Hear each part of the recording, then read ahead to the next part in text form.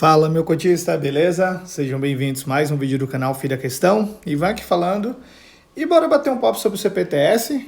Na verdade, bora bater um pouco aqui em CPTS. Então, eu ia gravar esse relatório junto com o PSEC.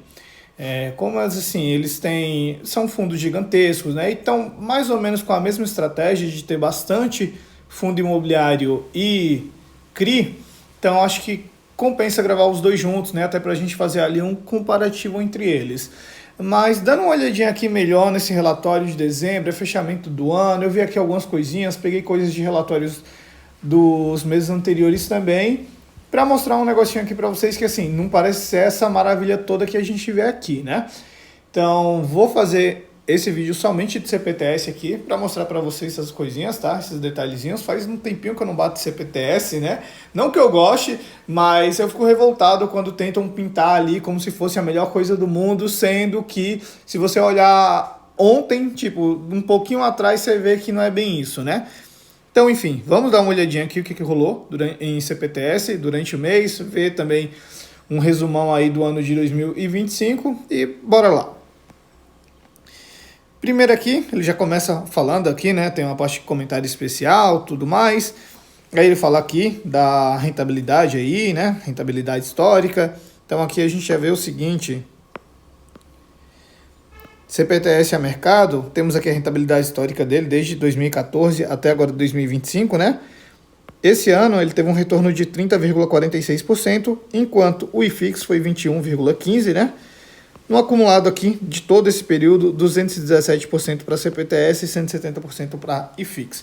Só que a gente olhar aqui os anos anteriores, ó, negativo, CPTS, 2020 e 2023 foi bem positivo também, né? Mas enfim, sempre vai dando aquela variada, né? Normal. Aí temos aqui o dividendo também histórico, desde 14 até agora, 2025. Então esse ano foi 15,07, né? Desde o início aí, 12,29. Aqui ele fala sobre um pouco da visão, mudança e alocação, né? Depois que ele se transformou, né? Chamaram uma assembleia para mudar o regulamento do fundo. Antes era um fundo de CRI, agora ele virou um multi-estratégia, um hedge fund, né? Só que ele não tem tijolo diretamente, né?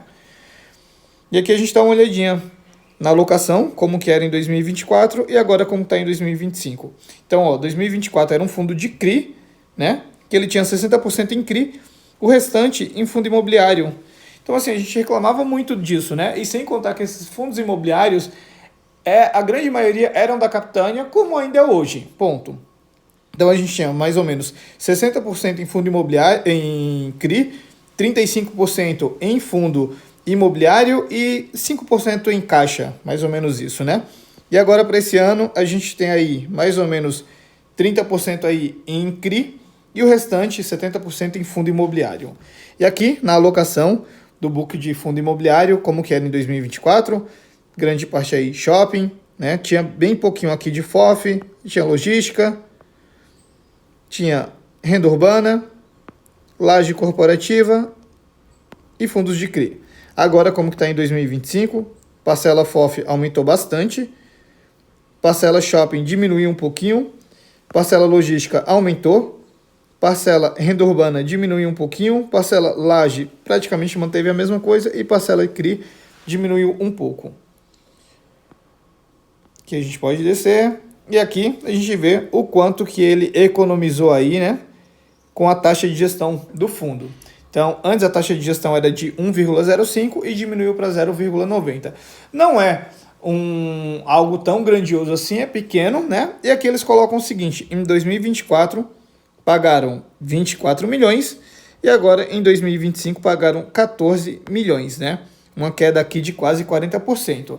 Só que é aquilo, a gente já começa a bater aqui pelo seguinte: não foi somente esse detalhezinho aqui de 1,05 para 0,90. O detalhe é que é o seguinte: em 2024, quando ele ainda era um fundo de CRI, ele tinha 30% em fundo imobiliário, desses 30%, digamos que, sei lá, 20% eram em fundos da própria casa, da Capitânia. E ele cobrava a taxa de gestão mesmo desses fundos, né? Então, assim, não faz sentido, né? Não faz sentido nenhum.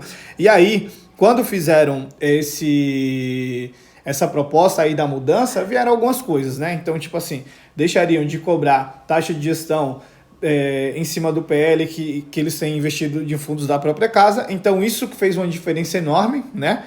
Por isso que esse valor diminuiu tanto, e não é por conta dessa mudança aqui de 1,05 para 0,9. É por conta que eles deixaram de cobrar a taxa de gestão em cima de fundos da própria casa. Então, esse aqui é o primeiro ponto, e aí você olha só isso aqui sem entender isso e você fala, nossa, que ótimo movimento. Antes, eu não vou falar que eles estavam sacaneando. Tipo assim, estava no regulamento, tá certo, né, pelo regulamento, mas não é certo um negócio desse, né? Não é justo. Então, assim, era meio que sacanagem. Aí agora você olha isso aqui e você fala, nossa, olha que maravilha, tal. Então, vamos voltar atrás para entender o porquê disso aqui, né? Então, primeiro ponto já começa aqui, o segundo é um pouco mais na frente. Aí aqui ele fala dos fundos que ele investe, né? Os fundos da própria casa, que tiveram alguns movimentos aí e tal. Então, assim, não vou entrar em detalhes aqui, porque isso aqui é muito específico de cada fundo. CPLG, CPOF, CPUR, CPSH, ADSH, que foi um fundo lançado agora, esse MIDW. E aqui a gente vê informações do fundo. Então, fundo de 2014, público-alvo investidor em geral, tem sua taxa de administração, tem sua taxa de performance aqui também, né? Aqui o valor patrimonial dele é um fundo de 3,2 bi, gigantesco, uma cota patrimonial em R$ 9,18. A cota a mercado hoje está no 0 a 0 a 8,7. Voltando aqui para o relatório, que a gente pode descer. No resultado do mês, então assim, a gente vê que a carteira segue high grade, 100% adimplente. Na carteira de CRI, possui 11 CRIs na carteira, que representa 25% dos ativos. Na carteira de fundo imobiliário, 94 fundos imobiliários, que representa 71% dos ativos. Temos aqui um duplo desconto de quase 24%. Que a gente pode descer. Temos guidance aí até dezembro de 26. Banda superior 10 centavos. Banda inferior 8 centavos. E o previsto 9 centavos, que é o que ele já vem pagando. Aqui na DRE do mês. Então a gente vê, ele girou 42 milhões aqui de receita. Tiveram 10 milhões de despesa. O resultado 32 milhões. O que dá 9 centavos,3 por cota. E ele pagou aqui 9 centavos. Tem uma reserva acumulada de quase 1 centavo ali, né? Meio de 1 centavo. E aqui, alguns pontos. Antes disso, acumulado de 2025, a gente vê que ele girou 336 milhões, o que dá R$1,03 por cota. Ele pagou R$1,02 por cota. Então, assim, foi um ano bom, né? Só que aqui a gente começa a destroçar alguns números aqui. Então, vamos lá. Na parte de resultado de CRIs aqui, né? Ganho de capital, nesse mês, ele gerou bastante prejuízo aí. 3 milhões e 800 mil, sendo que no ano foram 11 milhões. No rendimento de fundo imobiliário foi muito forte nesse dezembro aí, né? E ganho de capital com fundo imobiliário foi um pouquinho mais fraco em relação a meses anteriores. Aqui, ó, foi bem mais fraco, né? Então, assim, olhando o ano, a gente olha aqui em resultado de ganho de capital. Ele fez 152 milhões de ganho de capital. Então, assim, foi muita coisa. Ele teve um resultado de 336 milhões e fez um ganho de 150. Então, assim, a gente está falando de quase metade. A gente pode falar aí 40% foi de ganho de capital. Então, muito bom, bacana. É aquilo. Essa alocação dele pode dar muito certo também, como pode dar errado. E se der errado, não tem o que vir reclamar depois. Ah, mas estava investindo em fundo da própria casa. Todo mundo sabe que CPTS é assim. Ponto. Seguindo aqui ainda, despesa financeira com as compromissadas, né? Esse mês, em linha com o mês anterior, né? 6 milhões e 680 mil. No total do ano aí, uma despesa de 72 milhões. E aí você coloca aqui o seguinte, ele teve esse ganho de 152 milhões, porém teve essa despesa aqui de 72 milhões. Se não fosse essa despesa com essas compromissadas, que eles insistem em continuar com isso, ele tinha gerado muito mais. Porque assim, metade desse ganho que ele fez, ele perdeu nessas compromissadas. E aí eu sempre falo, essas compromissadas, elas atendem quem? Elas atendem o cotista dele? Pelo visto não, né? Porque se atendesse o cotista, isso aqui daria positivo, né? E assim, não sei por que continuam continuam com essa compromissada, sendo que quando eles mudaram o regulamento do fundo, né, quando eles mudaram ele, falaram que iam acabar com as compromissadas, diminuiu um pouquinho e foi crescendo, crescendo e agora está diminuindo um pouquinho. Então você olha aqui no resultado do acumulado do ano todo, vê o quanto que ela foi ruim aqui para o resultado do fundo. O resultado ainda foi positivo, só que poderia ser muito mais positivo, não foi por conta dessas compromissadas, é uma âncora que fica puxando para baixo, né? A gente pode seguir aqui. Aqui a cota dele, então o CPTS a mercado, bem ali em linha com IMAB, né? Aí ganha aí de CDI bruto, ganha de CDI líquido também, ganha de IFIX. A carteira de fundo imobiliário dele, então assim, muito bom o retorno, mas é o que eu disse, né? É muito bom o retorno, ele investe muito fundo da própria casa, tá dando certo. Só que se em algum momento der errado, não tem como reclamar, porque todo mundo sabe do histórico, né? Aqui a gente vê as negociações, né? Eles realizaram compra definitiva de 742 mil em CRI, foi bem pouquinho. Já nas vendas, 66 milhões em vendas. Então, assim, a gente viu por que deu tanto prejuízo ali, né? Foram muitas vendas aqui, né? Liquidez média diária de 7 milhões. Número de cotistas de um ano para outro vem perdendo cotistas, né? De 2024 para 2025. Na carteira de CRI, a gente vê aqui como é que tá, né? Exposição por segmento. Então, tem uma boa parte em shopping, uma boa parte em renda urbana e laje corporativa. Exposição por indexador, 100% IPCA. Na carteira de fundo imobiliário, por estratégia aqui, 80% tijolo, 20% papel. E por segmento, temos aqui um pouquinho de tudo, né? Sendo que o maior deles aqui, logística e shopping. E a gente pode descer. Na carteira de CRI dele, as maiores exposições aqui. FII General Shopping, que é um CRI que é do GSFI, que é um fundo da própria casa. O Prime Properties, que era o antigo XPPR, foi ele que foi lá ajudar, né? Também é um fundo da própria casa aqui. Então, temos esses conflitos aí de interesse. Maiores posições em fundo imobiliário, CPOP, 11% do PL em CPOP, GSFI, CPLG, ADSH, CPOF, CPUR, CPSH, tudo fundo da própria casa. Ah, e tem um detalhezinho aqui que eu não mostrei para vocês, ó, acabei passando batido, né? Que é naquela partezinha que eu chamo do conflito de interesse, né? Isso aqui são os fundos da própria casa que ele tem investido, né? Então, do PL de 3 bi, ele tem 1 bi investido em fundos da própria casa, né? E aí você olha aqui, ó, CPOP, que é 11% do PL, né? Ele tem 411 milhões investidos nesse fundo. Aí o restante você olha aqui, ó, 177 é um valor alto, 113, 130 é um valor alto. Os outros, 80, 12, 77, 42.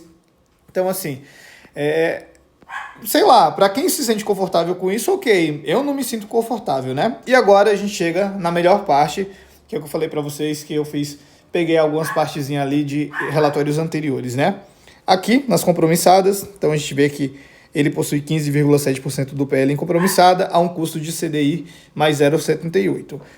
O impacto das compromissadas, a gente dá uma olhadinha aqui, em dezembro, né?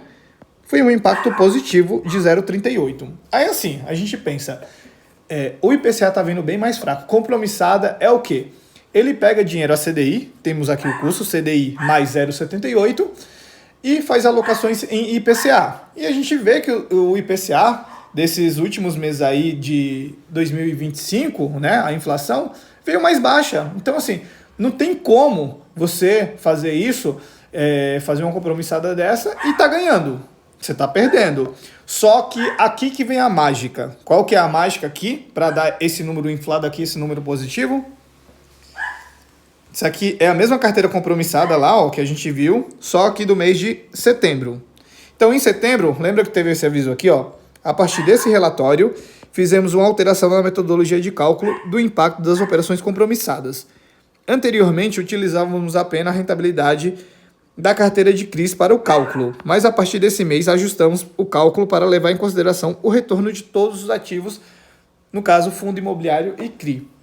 Não faz sentido, né? Eu falei isso aqui que não faz sentido fazerem dessa forma, é só uma maquiagem, porque eles estavam fazendo muito ganho de capital com fundo imobiliário, e isso aqui daria uma maquiagem, né? E assim, deu essa maquiagem, então eu já expliquei para vocês, né? As compromissadas, como que é o funcionamento dela, e assim, a inflação vindo mais baixa, você pegando dinheiro a CDI e emprestando a IPCA, não tem como você ganhar, você tá perdendo. Só que aqui você olha assim, uau, o que eles fizeram aqui, né? E lembra aqui que eu mostrei para vocês o seguinte, resultado com fundo imobiliário, olha aqui o resultado com fundo imobiliário, quanto que foi. Foi um resultado muito alto, muito forte, então acaba jogando isso aqui para cima, né? E aí tem mais. Esse aqui é o de setembro, né? Aí eu peguei a mesma parte lá, só que do relatório de agosto. E aí aqui, ó, quero que vocês percebam o seguinte. Olha essa tabela aqui como que tá. Vamos pegar essa mais atual, né? Então a gente vê assim, meses no positivo que são bem alto aqui, né?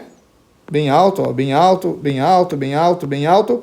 E os meses no negativo, só esse aqui que é um pouquinho mais alto, e o restante, tipo assim, ok, dentro de uma faixa controlada, né? Aqui é a mesma coisa, né? Mas já temos aqui algumas diferenças, né? Por exemplo, aqui, ó, nesse mês de... Vamos pegar setembro, agosto e julho. Positivo, negativo, negativo. Setembro, agosto e julho. Positivo, negativo... Não, tá certo, tá? Então, desculpa. Mas, pegando de agosto, a gente vê aqui o impacto das compromissadas. Então, logo no começo, valeu a pena. Só que depois, daqui para frente, de julho de 22 para frente, que a gente olha aqui, ó, julho de 22 para frente, foi só ladeira abaixo. Poucos meses estavam num positivo. E aí aqui você olha de julho para daqui para frente, ó, você vê muita coisa aqui no positivo, né? Por que essas coisas aqui estão no positivo? Uma vez que eles mudaram essa metodologia aqui, mexeu aqui nesses números, né? Então, assim, é uma forma de você torturar os números, mexe para deixar de uma forma que parece ser bom. Mas se você vai a fundo para saber, para entender, você vê que não é bom, né? Então tem essa questãozinha aqui, que era nisso que eu falei que ia bater aqui no CPTS. Porque ele acha que o cotista dele, que o mercado é otário. Então, assim, o brasileiro tem muito memória curta, às vezes esquece disso. Mas, como eu disse, cara, CPTS eu sempre vou lembrar. E assim, não é porque eu pego no pé desse fundo, eu já tive esse fundo, eu vendi no prejuízo até, mas assim, é um negócio que eu acho, não vou falar inaceitável, porque assim, se tá no regulamento eles podem fazer isso, né? Mas é algo que assim, pô, não tem vergonha na cara de se fazer, sabe? Então por isso que eu trago esses números aqui para vocês. Então, sempre vejam bem onde vocês estão investindo, se vocês acham isso normal, ok, aí é a escolha de qualquer um. Eu não acho normal, por isso que eu trago essas questões aqui, tá? E o restante, só a carteira de CRI dele, não tem mais nada. Então, assim, é isso, pessoal. Mais um mês de CPTS, fechamento do ano, resumão de 2025. No geral, foi um ano bom. Foi um ano que ele gerou um pouquinho a mais do que ele pagou. Um pouquinho a mais, bem pouquinho a mais mesmo. Terminou o ano com nem um centavo de reserva, não chegou a nem dar um centavo, né? Deu 0,5. Mas isso muito ajudado por conta do quê? Do ganho que ele fez com fundo imobiliário. Ele fez um ganho de quase 40% aí de todo esse retorno com fundo imobiliário. Ótimo, bacana. Só que aí a gente olha também a parte das despesas das compromissadas, que foi metade desse ganho que ele fez. Então, assim, se não tivesse as compromissadas, que é algo simples de se resolver, acabar com essas compromissadas, o ganho teria sido muito, mas muito maior. Muito maior. Como tiveram essas compromissadas aí, quebrou esse ganho pela metade. Então, assim, de novo, essas compromissadas, elas atendem quem? Atendem o cotista ou atendem para quem eles estão pegando dinheiro aí para fazer essas compromissadas? Isso aqui sei lá, para mim é um tapa na cara ali do cotista dele, sabe? Às vezes o cotista não entende muito bem, e a gente vê que são 350 mil cotistas, tem mais de 350 mil. Então não entende muito bem e vai passando por isso mesmo, mas eu faço questão de sempre trazer aqui, mostrar para vocês o que realmente está acontecendo dentro de CPTS. Então é isso, pessoal. Espero que vocês tenham gostado do vídeo. Se ficou qualquer dúvida, deixa aqui nos comentários, tá? Se gostou, deixa o like. Se gostou mais ainda, se inscreve no canal, ativa o sininho, compartilha com os amigos. Segue lá no Instagram também, @filhaquestão. E é isso, valeu, um abraço.